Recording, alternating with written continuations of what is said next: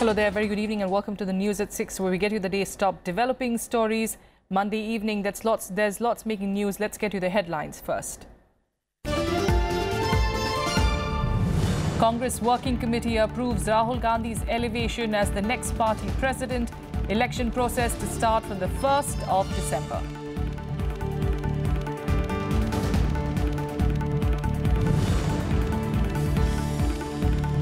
BJP releases its third list of 28 candidates for elections to the 182-member Gujarat Assembly.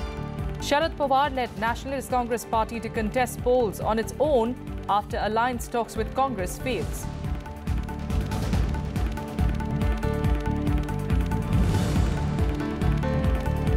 The 48th International Film Festival of India begins at Dr. Shyama Prasad Mukherjee Stadium in Goa.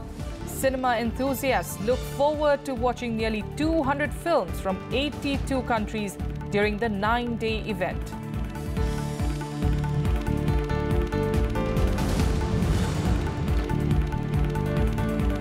And the first test match between India and Sri Lanka ends in a draw at Eden Gardens in Kolkata. Chasing 231 for victory, Sri Lanka scores 75 runs for the loss of 7 wickets before bad light stopped play.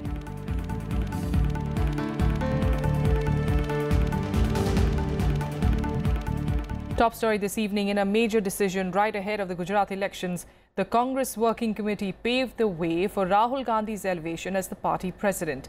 Party leaders today decided the election process that starts from the 1st of December.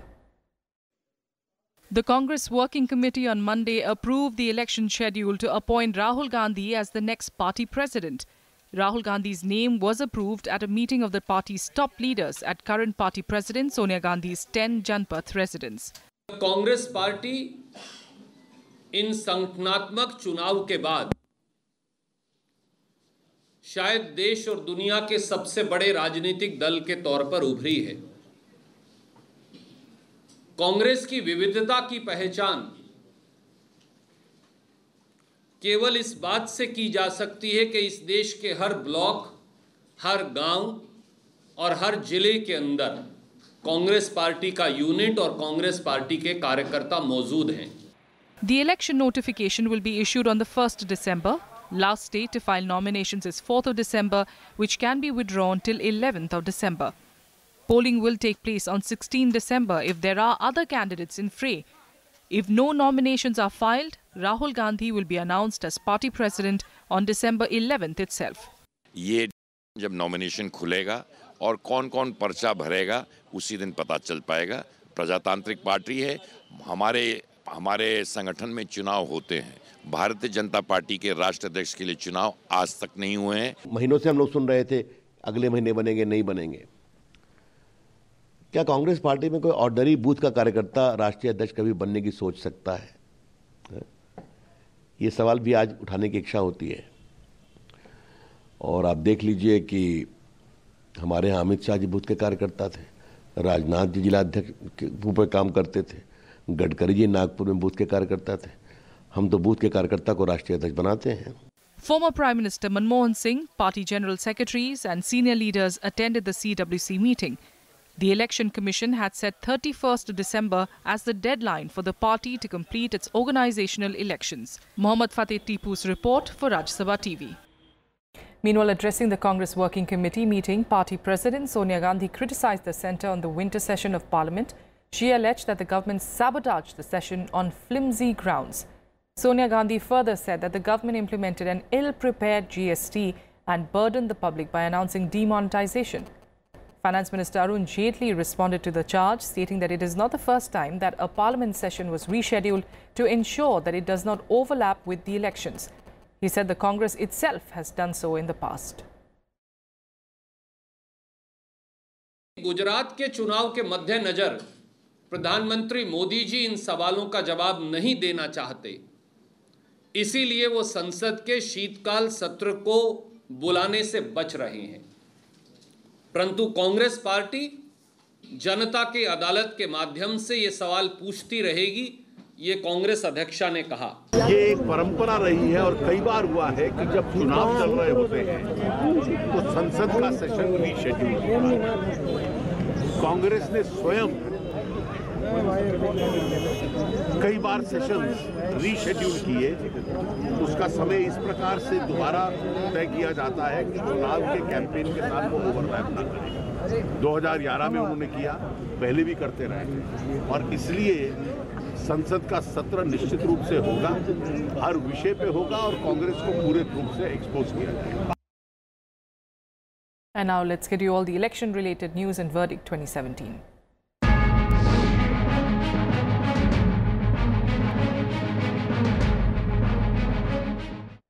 Gujarat Chief Minister Vijay Rupani today filed his nomination for the Rajkot West Gujarat Assembly polls.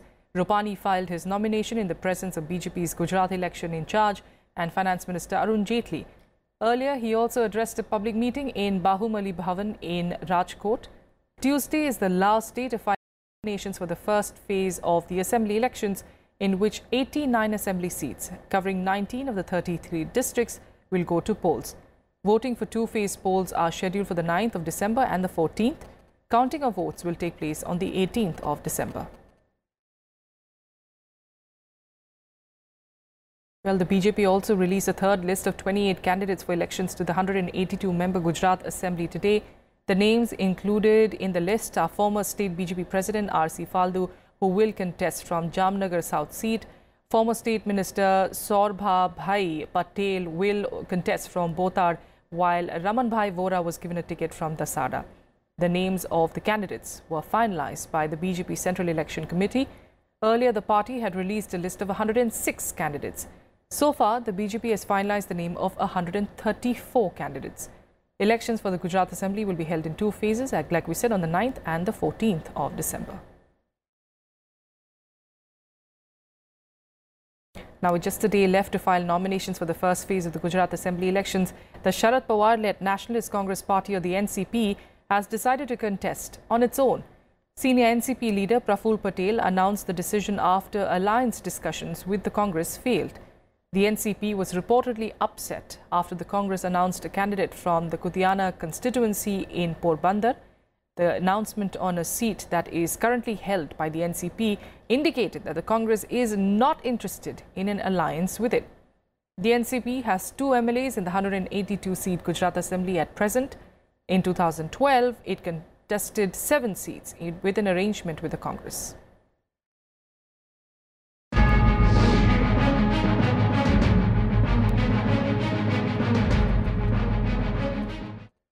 In other news, India will host the global conference on cyberspace on the 23rd and 24th of November 2017 for the first time. It is one of the world's largest conferences in the field of cyberspace and related issues. The curtain raiser events for the conference kicked off in the national capital on Monday. Here are the details. Several run-up events were organized in New Delhi on Monday ahead of the 2-day global conference on cyberspace. Global leaders, policymakers, industry experts and cyber experts will deliberate on rules for a robust cyberspace at the conference that starts from Thursday. Content must be allowed to be kept online so that free speech is protected unless they conflict with our terms of service. We have strong views on removing hate speech. We have strong views on removing speech that is violent or extremist. That your fundamental right to free speech online under India's constitution and under the international human rights framework as well of the International Covenant of Civil and Political Rights, there was an argument that the internet broadens the scope of communications. First global conference on cyberspace was held in London in 2011. The theme for the 5th edition of the conference this year is Cyber for All, an inclusive, sustainable, developmental, safe and secure cyberspace. More than 10,000 delegates from 123 countries will take part in the event that will be inaugurated by Prime Minister Narendra Modi. Kriti Mishra's report for Rajya Sabha TV. The Unique Identification Authority of India on Monday clarified that Aadhaar data is completely safe and secure. It was responding to a report based on an RTI that 210 government websites made Aadhaar information public. The authority added that Aadhaar numbers are not secret numbers and are meant to be shared with authorized agencies if one wishes to avail a certain service or benefit of government welfare schemes or other services. The UIDAI further said that there was no breach or leakage of Aadhaar data from their database or server as has been alleged. The authority claimed that after the report, it acted promptly and directed the government departments and the ministries to immediately remove the data from their websites.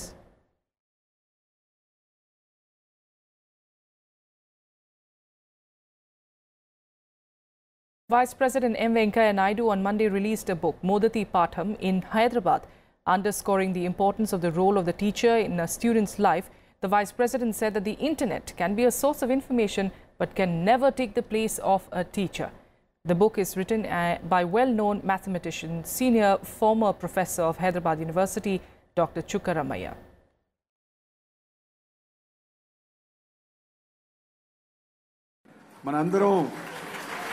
We are all wise men, so we try to learn from others' experience. So teachers, they should all learn from the experience of us, Ramaya garu. ఈ రామయ్య గారి యొక్క మొదటి పాఠాన్ని ప్రతి ఒక్కరు అధ్యయనం చేయాలా. ఆ పనిని సులభతరం చేస్తూ శ్రీహరి గారు విద్యామంత్రి నేను మా ఉపాధ్యాయులందరికీ ఒక పుస్తకాన్ని చేరేట్టుగా చేస్తానని చెప్పి అన్నాడు. దాంతోపాటు వాళ్ళందరినీ చదివేట్టుగా కూడా ప్రోత్సహించాల్సిన అవసరం ఉంది. చదివిన వాళ్ళు విద్యార్థులకు వాటిని తెలియజెప్పాల్సిన అవసరం ఎంతో ఉంది. The 48th International Film Festival of India has begun in Goa today. The film festival has been inaugurated by Bollywood actor Shah Rukh Khan. Information and Broadcasting Minister Smriti Irani also attended the function. The 9-day extravaganza will see around 200 films from over 80 countries being screened. Among them are 38 Oscar-nominated films. The opening film this year is Beyond the Clouds by Iranian filmmaker Majid Majidi, and Canada is the focus country. 7 award-winning films from BRICS countries will also be screened. In the Indian Panorama section of the festival, Vinod Kapri's Hindi film, Pihu, will open the feature film category section. 26 feature films and 61 feature films will be screened in the Indian Panorama section. Legends of the Indian film fraternity. While talking movies, Supreme Court on Monday rejected a plea seeking the deletion of certain alleged objectionable scenes from the upcoming movie Padmavati, calling it premature action. Advocate M.L. Sharma, who had filed the petition, alleged that though the censor board has not given a certificate to the movie, the songs of the film have already been released. Sharma had approached the court seeking a direction for removal of all scenes of alleged Queen Padmavati from the movie before its release. Meanwhile, Madhya Pradesh Chief Minister Shivraj Singh Chauhan has said that any distortion of historical facts will not be tolerated and the movie will not be allowed to be shown in Madhya Pradesh. Viacom 18, the makers of the film, had yesterday said that they have deferred the movie's release, which was originally scheduled on the 1st of December. हम लोग पूरा प्रयास कर रहे हैं पूरा process follow करने का और कोशिश ये रहेगी कि बहुत जल्दी हम लोग जो हैं किसी एक सब चीज़ जो है ना विवाद की जगह हम विचार विमर्श की आवश्यकता है. As you see, there's been a statement that the production of the film is made saying that they have chosen to defer the film because we want to go through the due course, we want to go through the right channels, we want to go through the entire process, and we're hoping that the CBFC will clear the film very, very soon. And here's a look at what else made news across the country today in Nationwide. Veteran Congress leader Priyaranjan Das Munshi, who was in coma since 2008, passed away at a private hospital in New Delhi today. He was 72. Das Munshi served as Union Minister for Information and Broadcasting and Parliamentary Affairs. Prime Minister Narendra Modi condoled the demise of Das Munshi.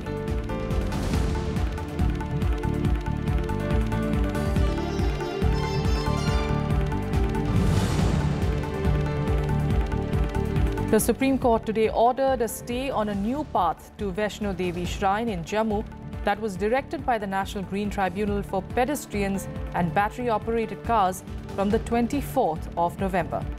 The Apex Court accepted the petition of the Sri Mata Vaishno Devi Shrine Board that said that construction is still going on and the path could be opened in February next year.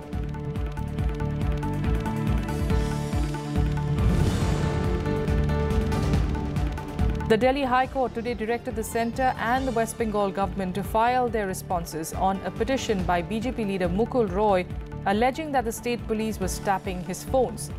Justice Vibhu Bhakru told the centre, the state government and Roy's telecom service providers to file their affidavits by the 7th of December.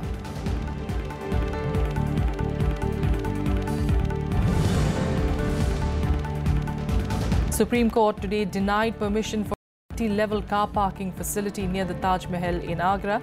It said that tourists visiting the heritage site should walk instead of coming in vehicles. On the 24th of October, the court had ordered the demolition of the parking lot while dismissing the Uttar Pradesh government's application to cut down 11 trees to facilitate the project.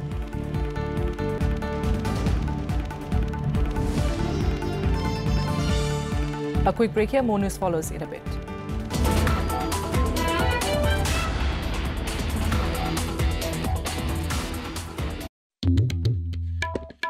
The story we thought we knew. The story of magnificence. The story of bloody battles. Of those who ruled and those who left their footprints. The story charting the course of our past. Talking history on Rajya Sabha TV.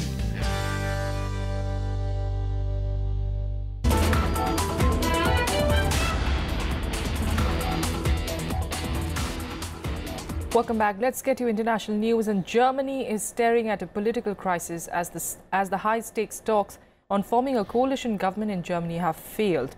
German Chancellor Angela Merkel's fourth term is now in doubt, with the free market liberal FDP pulling out after 4 weeks of negotiations with her conservative bloc and the Greens. Failing to form the government, Merkel said that she regretted the collapse of the talks and said that she would meet the president to inform him of the developments.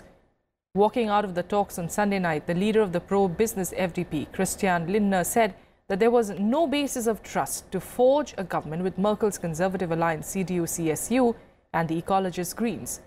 Accusing the FDP of negotiating in bad faith, the Greens said that a deal could have been done despite the differences. With no other viable coalition in sight, Germany may be forced to hold new elections. Angela Merkel's conservative bloc won the September vote, but it turned out to be her party's worst performance since 1949. Beinhaltet eine Koalition, bei der Partner sich finden sollen, die sehr, sehr große Wege zu gehen haben. Und deshalb bedauere ich es auch bei allem Respekt für die FDP, dass wir keine gemeinsame Lösung finden konnten. Den Geist des Sondierungspapiers können und wollen wir nicht verantworten. Viele der diskutierten Maßnahmen halten wir sogar für schädlich. Wir werden gezwungen, unsere Grundsätze aufzugeben und all das, wofür wir Jahre gearbeitet haben. In the latest from Zimbabwe, a deadline for President Mugabe to resign passed on Monday without any statement from the veteran leader. The deadline was set by the ruling ZANU-PF party, which Mugabe co-founded and led for decades. Here are more details. After nearly 4 decades in power, President Mugabe, despite being ousted as party leader, still seems to be having his way. The veteran leader surprised Zimbabweans by saying nothing about quitting in a TV speech late on Sunday, and a deadline set by the party for Mugabe to resign came and went on Monday morning. ZANU-PF party leaders are now backing impeachment and have said that proceedings could begin as soon as Tuesday when Parliament meets. Meanwhile, Zimbabwe's war veterans who have always backed Mugabe have also moved court to legalize the military action against the president. We have gone to the court today. We are hoping that the case is registered to say that Mugabe, he was derelict of his executive duty, forcing the head of the army to intervene to arrest the criminals. And the army is now done its job. And the people of Zimbabwe on Saturday took off from where the army had left. Generals in the military who have seized power have given in to many of Mugabe's demands, including full immunity for himself and his wife Grace, and that he would keep his private properties. But the open defiance shown by the 93-year-old has put political and military leaders in a fix, with massive protests and rallies being carried out by citizens all across Harare and other towns seeking the resignation. We are still very optimistic. We know that he's very much cornered. There is no way for him to turn. There is no way for him to go. And we know that this week he is stepping down. those were just words of an old man. I see we're looking forward that he's still going to step down. They should push to the goal. Mugabe must go. That's my opinion. Mugabe and his wife Grace have been under house arrest since the military seized power last Wednesday. The opposition MDC-T party has tried unsuccessfully to impeach Mugabe in the past, but this time the ruling party, which has an overwhelming majority in both houses, is likely to go against him. Sacked Vice President Emerson Mnangagwa has been named as ZANU-PF's new leader and candidate for the 2018 general elections. Bureau Report, Rajya Sabha TV. The Asia-Europe foreign ministers meeting kicked off in Myanmar on Monday under the backdrop of the Rohingya crisis. But there's still no clarity on whether the violence in Rakhine State will be a major discussion at the two-day meeting of Asian and European foreign ministers. More than 600,000 Muslim Rohingyas have fled to Bangladesh since late August, causing international outcry. Meanwhile, China has proposed a three-phase plan for resolving the Rohingya crisis, starting with a ceasefire, followed by bilateral dialogue, and then finding a long-term solution to the crisis. Bangladesh Foreign Minister Abdul Hassan Mahmood Ali is expected to hold bilateral talks with Myanmar later this week to discuss the repatriation of the displaced Rohingyas. In our ASEM context, there is a vital need for new and stronger partnerships to address far-reaching challenges such as the impact of regional and international conflicts on domestic security and the threat of terrorism and violent extremism in their various forms and manifestations. 那么这个倡议呢，在孟加拉国得到了孟方领导人的赞同，昨天在缅甸也得到了缅甸领导人的赞同。我们希望这个建议能够有助于。 On to some sports now. In the first test match between India and Sri Lanka ended in a draw at Eden Gardens in Kolkata. Chasing 231 for victory, Sri Lanka was 75 for 7 when bad light stopped play in the first of the three tests. Batting in the second innings today, India declared at 352 for 8. Skipper Virat Kohli top scored with 104 not out, while Shikhar Dhawan scored 94 and KL Rahul scored 79 runs. In reply, Sri Lanka lost quick wickets with top scorer Niroshan Dikvela managing to score just 27 runs. Dinesh Chandimal scored 20. Bhuvneshwar Kumar, who picked up 4 wickets to give the visitors a scare, was named man of the match. Mohammad Shami also picked up 2 important wickets, including Chandimal and Dimut Karunaratne. In the first innings, India were all out for 172 runs. In reply, Sri Lanka posted 294 runs. And here are more updates from the world of sports in SportsBeat. India begins its campaign today at the Women's Youth World Boxing Championship being held in Navin Chandra Bordoloi Indoor Stadium at Guwahati. In the 54-kilogram category, Shashi Chopra will play against Uzbek opponent Durdonakhan Rakhmatova, while in the 60-kilogram category, Mizoram's Vallal Shriapui will bout against her Korean opponent AG Im. Astha Pava will take on an opponent from Bulgaria in the 69-kilogram category. Czech tennis player Jana Novotná, who was a Wimbledon player in 1998 and 16-time Grand Slam winner in doubles and mixed doubles, passed away at the age of 49 after a long battle with cancer. Novotná entered the Tennis Hall of Fame in 2005, and in a career span of 14 years, she won 24 WTA single titles, 76 doubles titles, and a single Grand Slam at Wimbledon in 1998.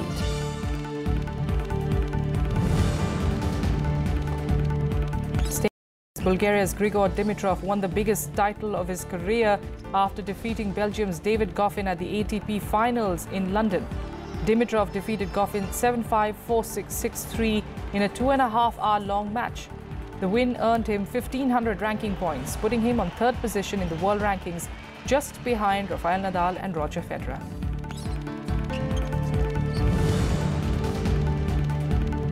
Finland's Henri Kontinen and his Australian partner John Peers won the doubles title at the ATP Finals for the second year.